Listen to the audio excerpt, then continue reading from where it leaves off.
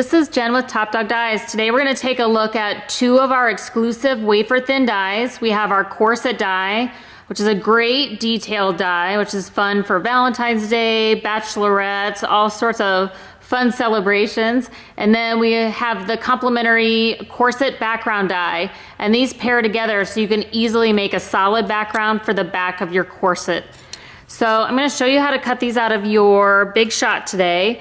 You take your multi-purpose platform and a cutting pad on the bottom, and I'm going to cut the background out of black. So I'm simply going to lay my die down and put my paper on top of that. I'm going to add another cutting pad on top of the sandwich and roll that through. Really easy to get this shape to cut out. There's not a lot of detail, and you'll see that now I have my corset cut out of a solid color. So just for example, like in this card, we wanted to make a solid background in the back, and then we wanted to do a more fun pink bright color on the front of that. And I'm going to show you how to cut out the detailed corset die. With this die, when you have a lot of detail in your wafer thin dies, it's really helpful to use a metal shim or a metal adapter. And you simply lay that down on top of your first cutting pad and then put your die down on top of that, facing up. Now I'm going to take this red paper and I'm going to lay that right on top, and actually both sides are red, so it doesn't really matter which side that I do.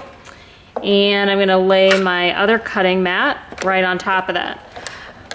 This one, you can tell there's a little more pressure. If I wanted to, I can roll that back and forth a couple times if you can tell that things aren't cutting or not. But I do think that with one pass, this would easily cut out. And you can see that this has cut through this shape here, and I easily cut this out because I used that adapter.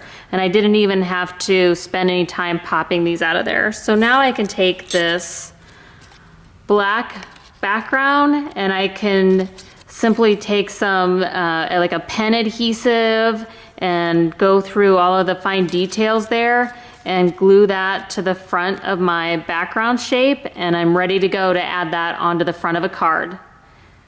And I showed you this one project that we had this card, and then here's a second one that we added the cream color in the background and the red on the front, and it made a nice fun card for Valentine's Day.